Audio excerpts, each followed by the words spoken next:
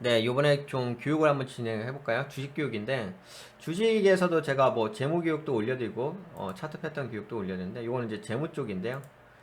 여러분들 그 제가 그 공개 방송에서 좀 진행을 하다 보면 종목 분석할 적에, 주로 이런 거 좀 보잖아요. 종목 분석에서, 투자 지표에서, 안정성에서, 뭐 순부채 비율 이런 거 보잖아요. 순부채 비율에 대해서 좀 함께 알아보는 시간을 가질게요. 순부채란 무엇인가? 우선 부채는 아시죠? 다 아시죠? 부채는 여기 기본적으로 이렇게 재무상태표, 대차대조표가 있습니다. 여기서 보시면 뭐 요쪽이 자산이죠, 요 자산. 예. 그리고 부채는 여기 뭐 부채는 또 유동부채하고 비유동부채로 나뉘고, 그리고 그 아래가 이제 자본이 있죠. 여기 이제 재무상태표, 뭐 대차대조표. 여기 차변, 자산 쪽은 차변, 네, 부채, 자본 쪽은 대변 이렇게 해가지고. 그 중에서도 이제 부채죠. 지금 우리가 같이 공부하려고 하는 게 여기에서 이제 부채의 영역이 되십니다.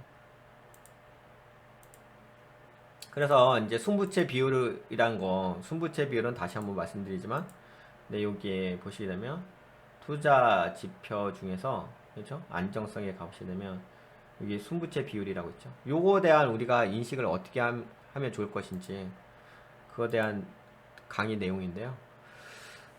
그냥 글씨로만 되어 있어가지고 약간 그렇죠. 근데 글씨 이전에 요거 있으니까 요쪽 요 그림이죠.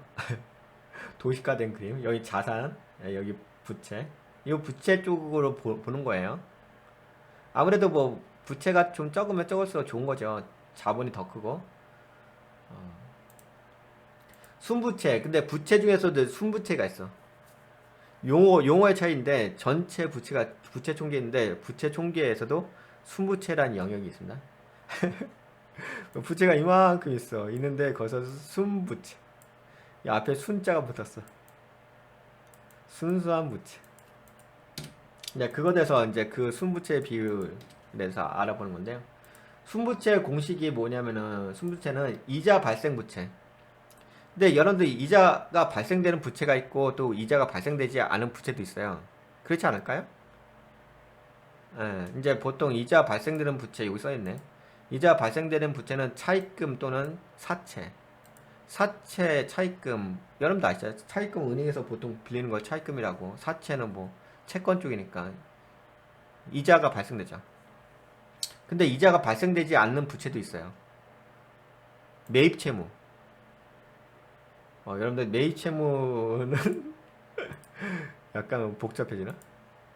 매입채 이렇게 좀 너무 제가 디테일하게 얘기해 드리나?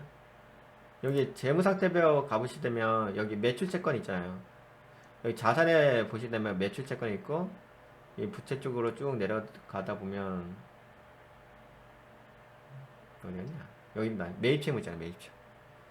네, 또 매입채무는 무엇일까? 그렇게 하면 안 되고. 하여튼간 이자가 발생되는 부채는 네, 차입금 사채.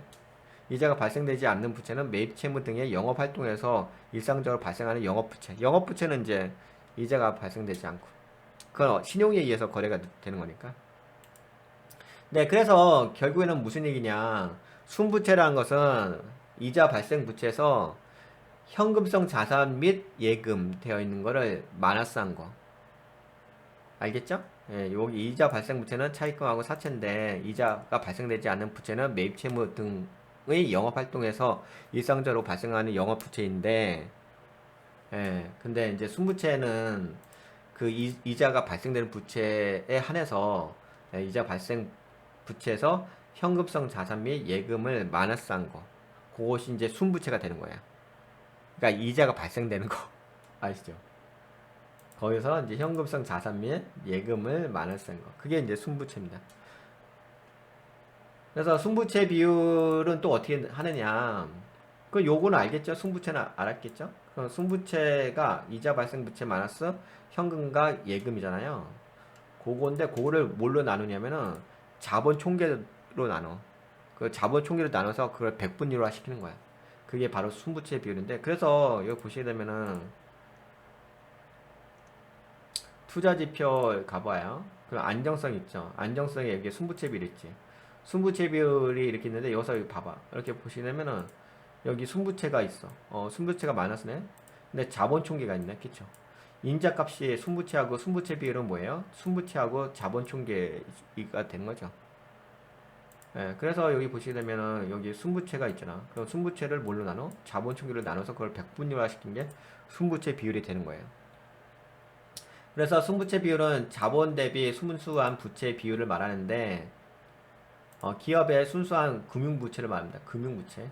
이자가 발생하는 부채를 합하여 기업이 가진 현금과 예금을 차감한 것을 자본 총계로 나눈 값이 됩니다. 그래서 이제 순부채를 평가는 이제 그 기준이 좀 필요하긴 하겠죠. 근데 제가 여기서 기준을 정한 것은 절대적인 기준은 아니에요. 그래서 순부채 비율을 평가할 적에 많은 그 재물을 보셔야 돼요. 그래야지만 어느 정도 감이 오거든요. 근데 이제 그 감이 오기까지는 많은 경험을 하셔야 되는 거니까 약간 좀 답답하시긴 하시죠. 그렇기 때문에 답답하기 전에 뭔가 기준점을 마련해 놓으면은 좀 처음에 접근할 때 그래도 쉽게 접근할 수 있잖아요. 그래서 좀 기준을 나눠봤어요. 순부채 비율 평가. 그래서 30 이하면 안전하다. 30 이하. 30 이하는 안전하다. 근데 31에서 89는 경고. 약간은 좀 순부채가 많네, 이 정도. 90이 이상이게 되면 위험하다라고 볼 수 있겠죠. 보통 90 넘어가게 되면 거의 이렇게 되면은 자본 총계하고 맞먹는 수준이거든요.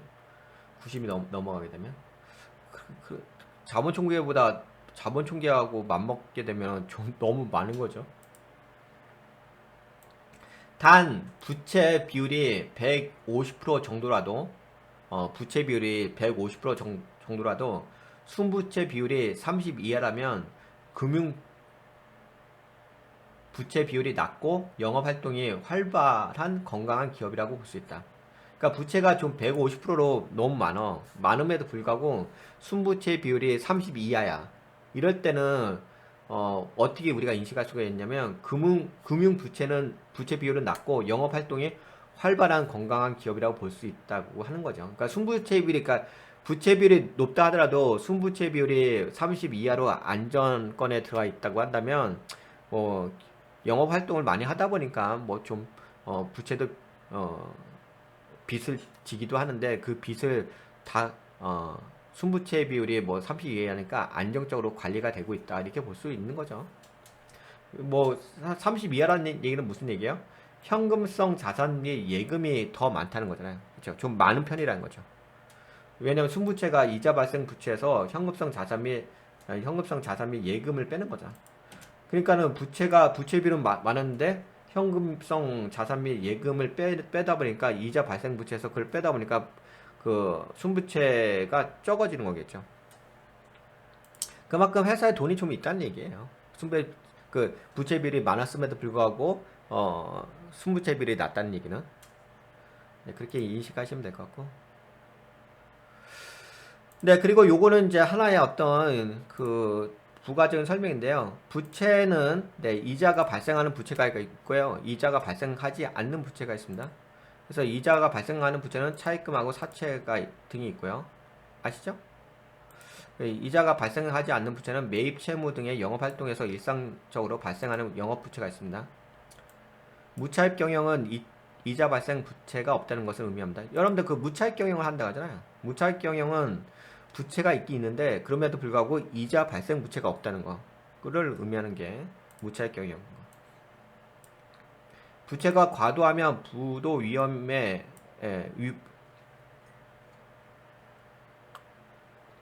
부채가 과도하면 부도 위험이 발생할 수 있으므로 투자자라면 이자 발생 부채를 살펴야 한다. 그렇죠? 부채가 과도하면 안 되겠죠? 그래서 순부채 비율을 좀 살펴볼 필요가 있는 거죠.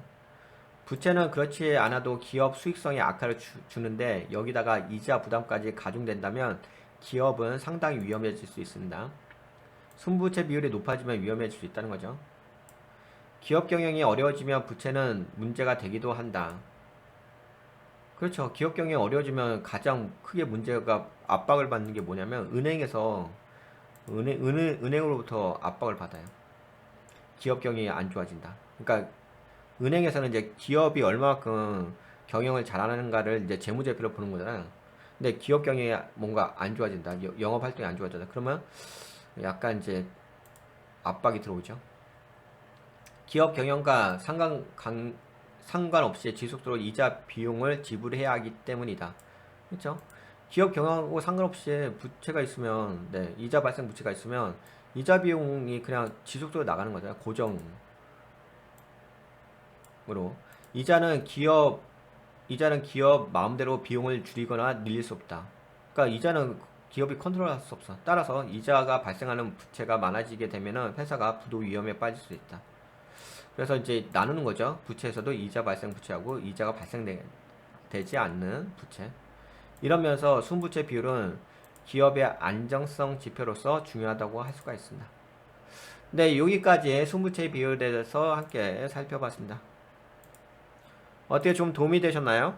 예, 도움이 되셨다고 생각되시는 분들은 좋아요, 새로 오신 분들 구독 한번 눌러주시고요.